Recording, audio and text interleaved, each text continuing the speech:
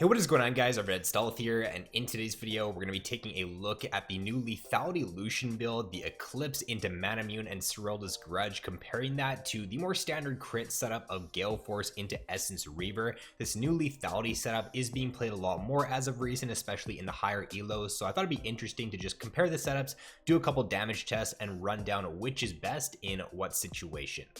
So first we'll start off by comparing the one item spike of Eclipse against Gale Force. The combos we'll be using to test the damage: a Q, auto attack, E, auto attack, so a bursty kind of trading setup that you'd look to use with Lucian, and then we'll also just test ultimate only damage.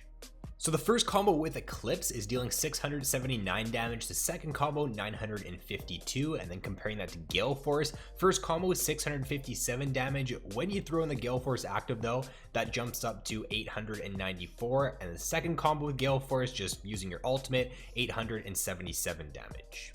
So there's definitely benefits to both the items. You are going to have more consistent burst threat from Eclipse, 22 extra damage with the first combo, 75 extra damage with your ultimate. However, the Gale Force dash is very strong, 90-second cooldown on it, so it's not up, super often, but whenever it is available, you do have quite a bit more burst, 894 damage there from that first combo if you add on the Gale Force active, and it even deals more damage when the enemy is lower in HP. So if you can use it, to finish the target off, you're gonna have even more burst coming out of that Gale Force. So more consistency out of Eclipse, but whenever the Gale Force active is up, it will be dealing more burst. So let's compare the damage of the different builds. They're two item spikes now, so it's going to be Eclipse and Manamune. The first combo there, 1042 damage. Just using your ultimate is going to deal 2079 damage. Comparing that to Gale Force now, first combo 833 damage without the active. When you throw in the active though, 1126 damage, and then just using your ultimate with Gale Force and Essence Reaver, 1676 damage.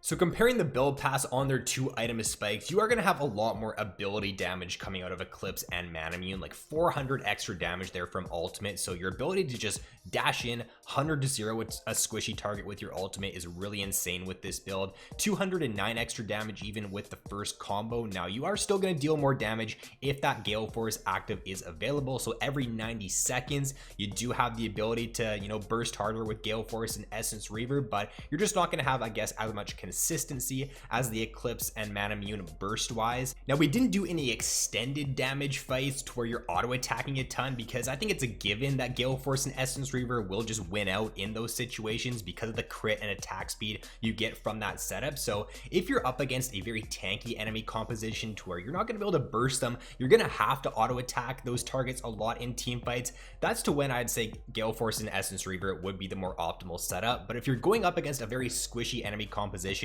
if they're not building a ton of armor, if they just have 5 squishy targets on the enemy team, then building the Eclipse into Manamune is going to give you a lot more value.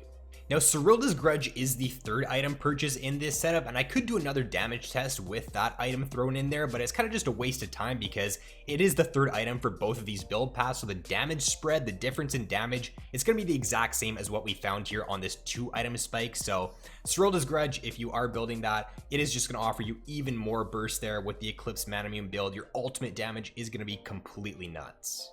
Alright, so that is going to be all for the video, guys. Just a quick little update on this new Lucian build that's popping up as of recent. Definitely very underrated and very strong if you're using it in the correct situation. So if you guys did enjoy this video, be sure to drop a like, subscribe if you have yet to already. So thanks for watching, have an awesome day, and I will see you in my next video.